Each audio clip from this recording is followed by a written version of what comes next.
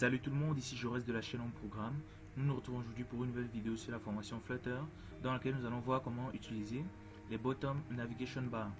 Donc, les Bottom Navigation Bar, en fait, ce sont des barres de navigation que vous allez souvent retrouver tout au bas des pages de certaines applications. Donc, la fois dernière, nous avons eu à travailler sur les images. Nous allons juste en fait modifier, continuer en fait à modifier notre code et expérimenter le Bottom Navigation Bar. Donc le Bottom Navigation Bar se trouve en fait dans le widget Scaffold. Donc tout comme le App Bar bien sûr. Donc sa propriété est la suivante. Après avoir mis le body, nous mettons tout simplement un Bottom Navigation Bar qui récupère un Bottom Navigation Bar. Donc ça peut récupérer n'importe quel widget, mais nous allons utiliser directement ici la propriété Bottom Navigation Bar.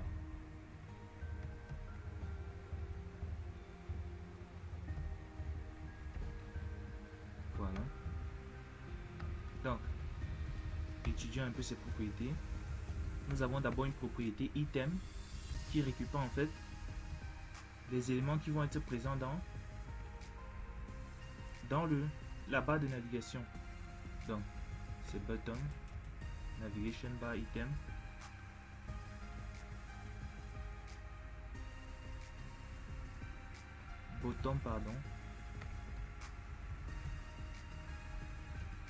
Bottom navigation bar item. Et une fois nous ouvrons les crochets, un tableau dans lequel nous allons maintenant insérer nos différents éléments. Donc bottom navigation bar item, et là nous entrons les différents éléments. Donc sur icon on met la propriété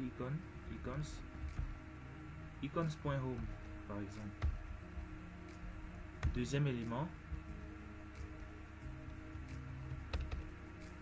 Donc avant d'aller sur le deuxième élément, si nous sauvegardons déjà, nous apercevons qu'il y a des trucs qui manquent à notre bottom. Donc nous allons compléter. Après item, nous avons la propriété title qui récupère un widget texte. On va l'appeler home. Vu que notre bottom navigation bar doit prendre au minimum 2 éléments, donc je fais une copie d'abord pour l'instant et je colle à ce niveau. Sauvegarde. Voilà. Donc le minimum dans le bottom navigation bar est de 2 éléments. Je peux modifier là, par exemple menu,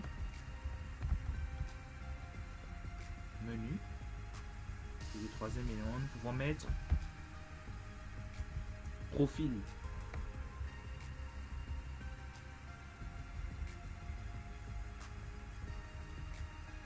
Voilà.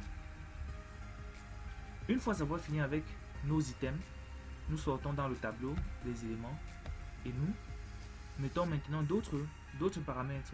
Nous avons d'abord la propriété onTap qui va vérifier en fait le clic en fait sur les différents éléments. Donc onTap, nous voyons qu'onTap récupère une fonction qui prend un entier en paramètres. Donc nous allons initialiser une fonction ici qui va nous servir de onTap. Donc on va l'appeler notre fonction quoi, click item. Donc vu que ça ne retourne rien, on va tout simplement faire un void click items. Voilà. Et qui va prendre en entrée un i. Et maintenant, dans cette fonction,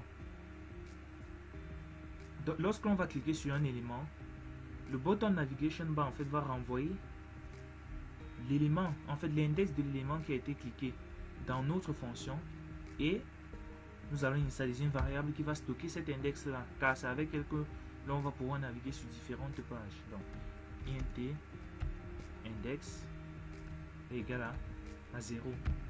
Donc dès que l'on va cliquer, le bottom navigation bar va renvoyer un élément un entier dans cette fonction et on va affecter cet entier là à notre index. Donc je fais tout simplement index est égal à i, tout simplement. Et pour que la modification s'effectue, il faudrait que je dise à mon application que un élément a bel et bien changé. Donc on utilise la propriété setState. Je peux faire un print de index pour que vous puissiez voir. Donc print de index. Donc une fois cela fait, sur OnTap, j'affecte tout simplement ma propriété, ma fonction, pardon, j'ai oublié le nom, ma fonction clickItem.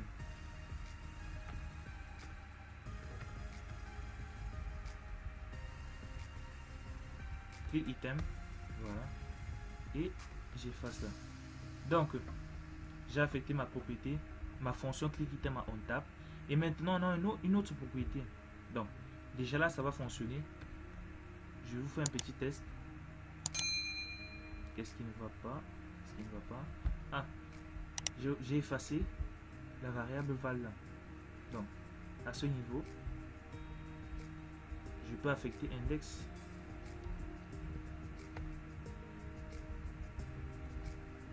Et je supprime cette partie-ci car nous n'en avons plus besoin. Je mets un title.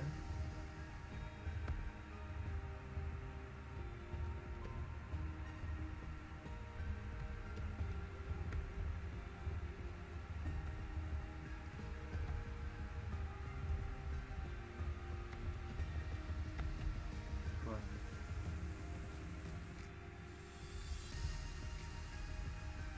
Ensuite, qu'est-ce qui ne va pas ici?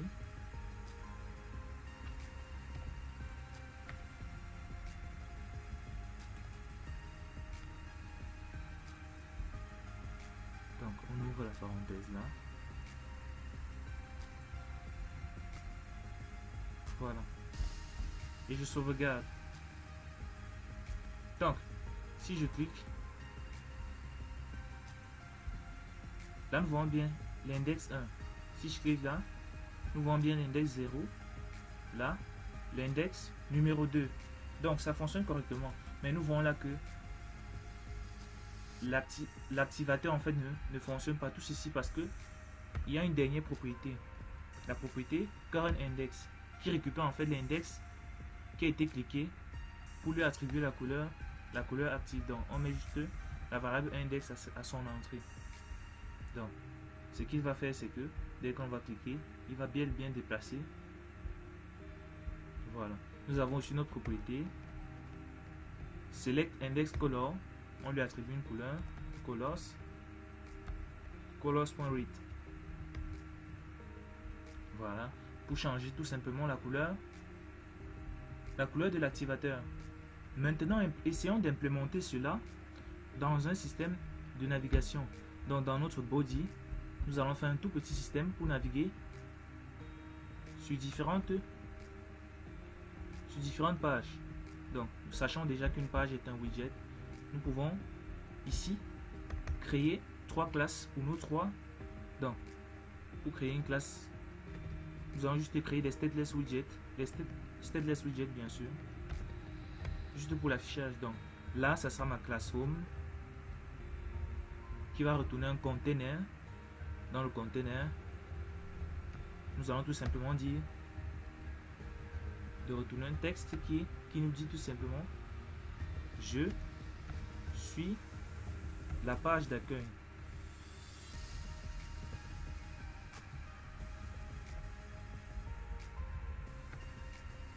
Je suis la page d'accueil. Nous copions cette classe.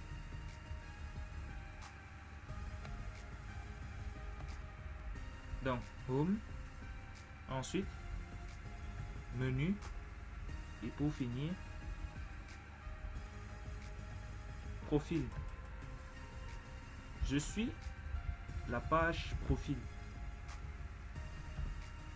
Je suis la page menu. Donc, une fois nos 3 classes créées, nous allons maintenant les appeler. Donc, je viens dans mon body, dans lequel se trouve mon bottom navigation bar. Voilà, dans le body. Je peux appeler un colonne tout simplement. Dans le colonne, j'effectue maintenant des conditions ternaires.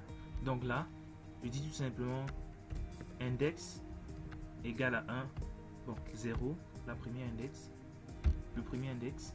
Donc si index est égal à 0, point d'interrogation, qu'est-ce que l'on me renvoie? On me renvoie tout simplement la classe home. Dans le cas contraire, que l'on me renvoie un container. Vous pouvez y prendre autrement pour pouvoir faire la navigation. Donc j'ai opté pour celle-ci. Donc ça veut dire quoi là? Si on est sur l'index 0, renvoie-moi home. Dans le cas contraire, renvoie juste une fenêtre vide. Donc si index, je fais la copie pour ne plus trop me tracasser. Donc si c'est 1,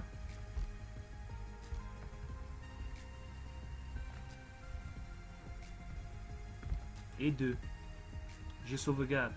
Maintenant je remplace là par menu et là par profil.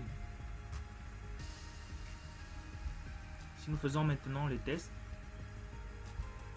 là je suis la page d'accueil, je suis la page menu et là je suis la page profil. Donc nous sommes arrivés au thème de notre vidéo sur l'étude du widget Bottom Navigation Bar avec Flutter. N'hésitez pas à vous abonner et d'activer la cloche de notification pour ne rien louper de la chaîne en programme. Si vous avez des préoccupations, posez-les en commentaire, j'y veillerai personnellement à les répondre. À la prochaine.